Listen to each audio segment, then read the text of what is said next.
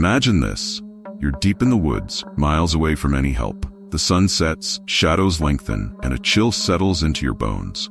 Just as you think you're safe, you realize you're not alone. Welcome to the tale of the haunted cabin, where the walls don't just hold secrets.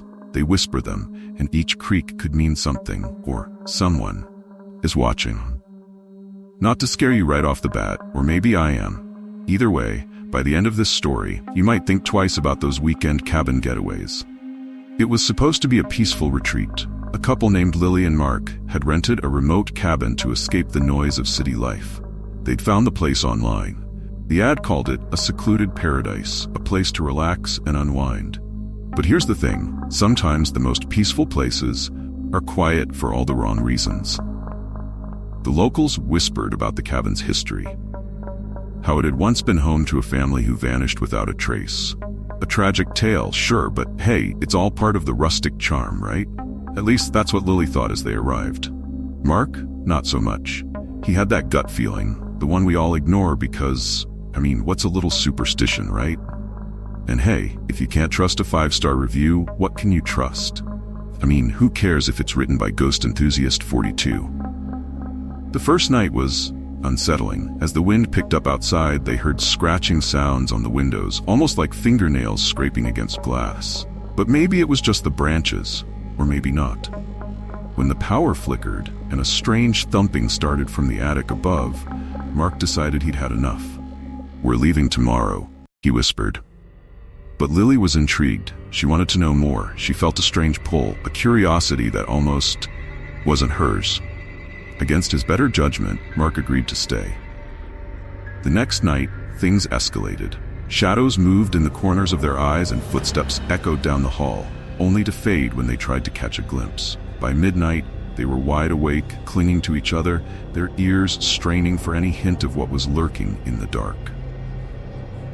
And then it happened. As they lay in bed, they heard the faintest whisper, a voice they couldn't place, but it was there, calling Lily's name. Frozen in fear, they both sat up only to see an imprint, a handprint, right on the window, facing them from the inside. Quick question. Who here would be out the door faster than you can say, "Ghost"? Just me? Because I have no loyalty in a situation like that. But leaving wasn't so simple. The door wouldn't budge. The windows nailed shut. And as they tried to pry them open, a dusty journal slipped off a shelf, landing open on a page smeared in what looked eerily like dried blood. It was an old diary from one of the previous occupants. Scrawled inside were chilling warnings. Do not look in the mirror after midnight. Do not answer the voices. And above all, do not let her in. And of course, that's exactly when they heard a knock at the door. The knocking grew louder, insistent. It was as if something was demanding to be let in. Mark barricaded the door as best as he could, but when they turned around, Lily was gone. He frantically searched, only to find her standing in front of the bathroom mirror, her eyes fixed on her reflection, her expression empty. It was as if she was listening. And as he pulled her away, they both saw it, a figure in the mirror, a woman with hollow eyes and a twisted smile, reaching out, beckoning. Now I know what you're thinking. Why didn't they just break the mirror? And honestly, fair point.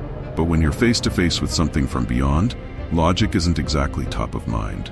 By now it was clear they had to leave, but the cabin wasn't ready to let them go. Shadows closed in, filling the room with a bone-chilling cold, and as they dashed for the door, they heard her voice again. This time, pleading, begging them to stay. She had unfinished business, she whispered, and needed someone to help her. Someone who was willing to stay forever. As they broke free of the cabin, running through the trees without looking back, the whispers followed them.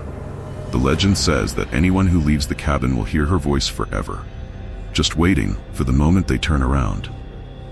So next time you're tempted by that cozy cabin getaway, just remember, there are some doors you don't want to open, some whispers you don't want to answer. But if you're still craving more chills and thrills, I've got another story waiting for you. Because haunted cabins aren't the only thing hiding secrets. Check out 5 scary, true small-town horror stories to uncover even more mysteries lurking in plain sight. Just don't say I didn't warn you.